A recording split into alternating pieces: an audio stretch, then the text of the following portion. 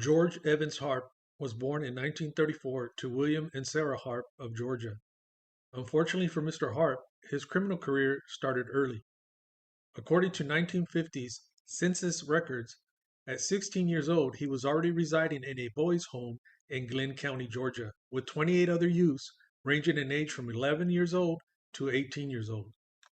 On September the 21st, 1951, at the age of 17 years old, Mr. Harp entered the Georgia Department of Corrections on a burglary conviction out of Glenn County. He was sentenced to serve a term ranging from a minimum of 2 years to a maximum of 5 years. Mr. Harp was released on November the 30th of 1953. In May of 1959, Mr. Harp, now 24 years old, was surprised by police officers as he tried to break into the safe of the Cherokee Shop jewelry store. He had already filled his car with stolen loot when he returned to the store to gain access to the safe. Mr. Harp was traced back to a motel where his three accomplices were arrested. Police labeled the group the Peach Road Burglary Gang because they focused on burglarizing exclusive clothing, jewelry, and drugstores in the Peach Road area of Buckhead. Police discovered over $20,000 worth of stolen goods. The merchandise included 88 watches, assorted jewelry, clothing, and narcotics. Mr. Harp was also wanted for a string of drugstore burglaries in Tampa, Florida, and unlawful flight from Florida to avoid prosecution.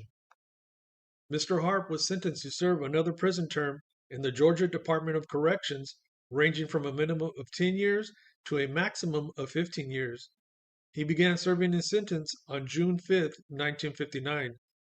The Georgia Department of Corrections records documented two separate escapes by Mr. Harp. The first took place on August the 22nd of 1959, and he was recaptured the following day. The second recorded escape took place on November the 11th, 1959, and he was recaptured the same day. Mr. Harp would become a notorious escape risk. After serving roughly 2.5 years, he was released on December the 21st, 1961. This seems strange given the stated 10 to 15-year sentence. Mr. Harp didn't stick around after his release and promptly moved to California and resumed his criminal career. He and his wife, Barbara, were arrested in San Diego in November of 1962 after the robbery of a local pharmacy. 19 bottles of narcotics were found under Mr. Harp's car, and more was found in his motel room. The bottles contained morphine, codeine, and dolophine. This punched Mr. Harp's ticket into the California Department of Corrections. In May of 1968, Mr. Harp, now 33, and Louis Fritz were being transported by U.S. Marshals from Folsom to testify in a federal case in Modesto, California. Both convicts slipped their cuffs and utilized shanks to force the marshals to drive them to Linwood. Mr. Fritz then contacted his sister-in-law in West Covina after she got off work and promptly forced her to drive him back to Linwood. She stated that there she found Mr. Harp with the two hostages. The marshals were handcuffed to the car doors, and the two escapees forced Mr. Fritz's sister-in-law to drive them to San Dimas, where the wife of a fellow Folsom convict was located. The two escapees were captured the next day at the San Dimas address after police received an anonymous tip of their whereabouts. Mr. Fritz had a prior record of escape, and in one prior escape attempt, he utilized a fake gun made of cardboard and foil to try and escape while being transported to Santa Ana as a burglary suspect. In October of 1968, Mr. Harp and Mr. Fritz escaped from the Tulare County Jail. They utilized a gun made of a bar of soap, painted black, and a handle of a safety razor. They both were meeting with their attorney, and when a deputy attempted to return them into their cells, they pulled the fake gun on the deputy, disarming him and making good their escape. Once on the run, Mr. Harp and his crime partner kidnapped a man in Visalia and forced him at gunpoint to drive him to Los Angeles. There, the man was released unharmed and notified the police immediately. A massive manhunt was launched by the FBI and the police from West Covina, Pomona, and El Monte. The Los Angeles sheriffs also participated. A helicopter was even employed during the search, but they found nothing. Mr. Harp and his crime partner initially eluded the manhunt, but Mr. Fritz was captured 3 days later while walking down Eastern Avenue in Bell Gardens. He was unarmed and offered no resistance.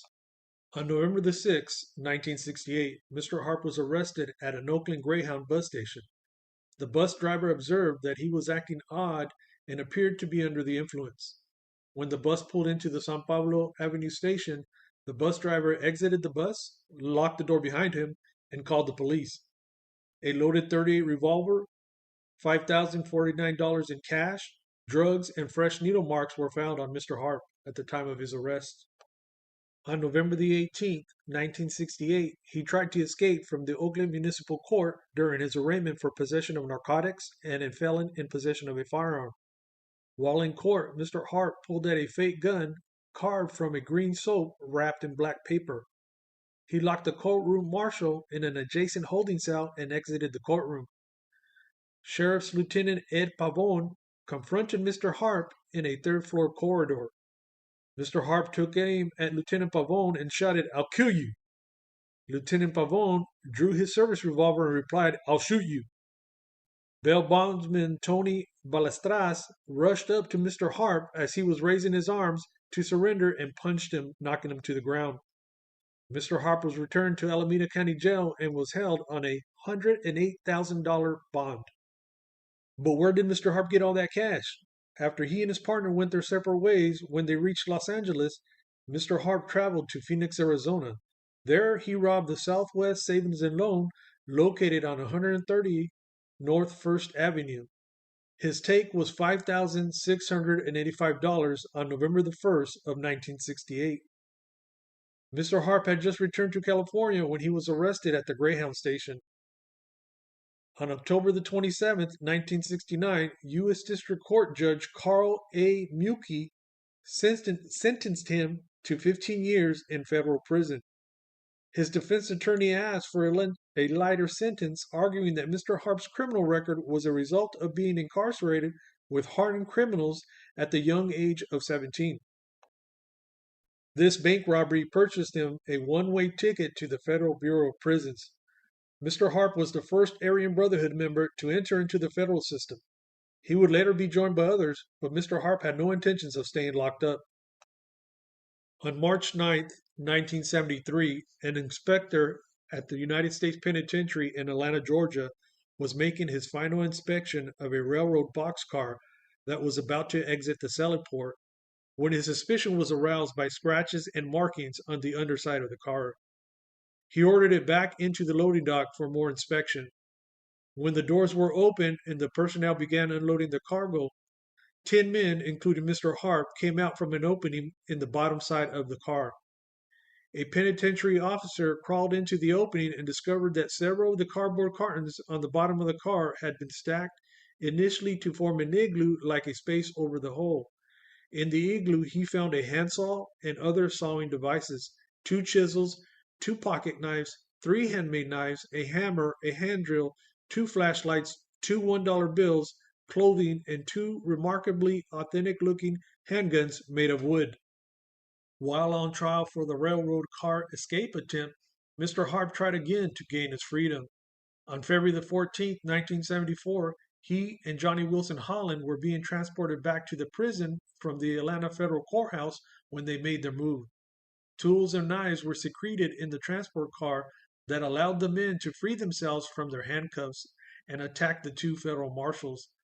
Mr. Holland was attempting to take the gun from one of the marshals when the other shot him, ending the escape attempt.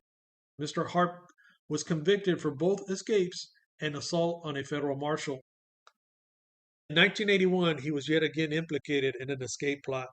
However, the circumstances were odd. A tower guard at the North Carolina Medium Security Caledonia unit stated he overheard Mr. Harp and Frank E. Witzel discussing an escape plan. Witzel was convicted in 1957 of murdering 2 North Carolina state troopers while on the run from New York. According to North Carolina newspaper reports, Mr. Harp was a federal prisoner serving 15 years for armed robbery and 5 years for escape and assault on a federal marshal. But why would the BOP send an extreme escape risk to be held at a medium security state prison? At this point, Mr. Harp had engaged in 2 escapes in Georgia, 3 in California, and 2 while at the Atlanta Federal Prison. Furthermore, Mr. Witzel had just been moved from the North Carolina Maximum Security Unit to the Medium Security Unit after a 4-year legal battle, and he was up for parole consideration the following month. Very strange indeed. On January the 14th, 1986, Mr. Harp was convicted of conspiracy to possess and distribute heroin. Prosecutors said he and other convicts orchestrated a $4 million heroin deal utilizing the phones at the Maximum Security Federal Penitentiary in Terre Haute, Indiana. The conspirators arranged for a pound of heroin to be mailed to the California home of the parent of one of the men. The parents were told it contained legal paperwork, but the father opened the package, and once he saw what was inside, he called the police immediately. This brought the conspiracy to a screeching halt. On March 4th, 1986, Mr. Harp was being transported to the federal penitentiary in Lewisburg, Pennsylvania. While en route, he witnessed the death of fellow convict Vincent Harris at the Butner Federal Correctional Institution. He would later testify that the staff chained Mr. Vincent to his seat on the bus and wrapped his head with duct tape, leading to the indictments of prison staff. The official cause of death was listed as asphyxiation. For his testimony that led to the indictments, Mr. Harp said he was beaten by staff when he arrived at the Federal Correctional Institution at Talladega, Alabama in June of 1986. On July 3rd, 1986, an escape attempt from the Mecklenburg County Jail in North Carolina was prevented when the sheriff was tipped off to the plan. A 12-man cell was searched. 2 hacksaw blades were found, and the bars to the cell were discovered to be almost completely cut through in preparation of the escape. Once again, Mr. Harp was part of the conspiracy, but this time, the 50-year-old career criminal had enough. He agreed to testify for the prosecution, leading to the indictment and conviction of Deputy Gephardt for bringing in cutting tools and drugs in exchange for $2,000 in bribes. His fellow co-conspirators were also convicted with the help of his corporation. Mr. Harp later testified in a 1989 murder trial against Aryan Brotherhood member William Puppet McKinney. McKinney was accused of murdering AB associate Gregory Buzzard Kiefer on September the 23rd, 1983 at the Marion, Illinois prison. Mr. Harp, a member of the Aryan Brotherhood since almost the time it began, testified generally about the Aryan Brotherhood's organization, objectives, and its transformation from a gang interested in protecting whites into a racketeering organization. He further testified that he began to cooperate with the government in 1983 because he became disillusioned with all the violence and the senseless killing. He said, "I just couldn't stomach that any longer." George Evans Harp was released from the Federal Bureau of Prisons on February the 12th, 2002.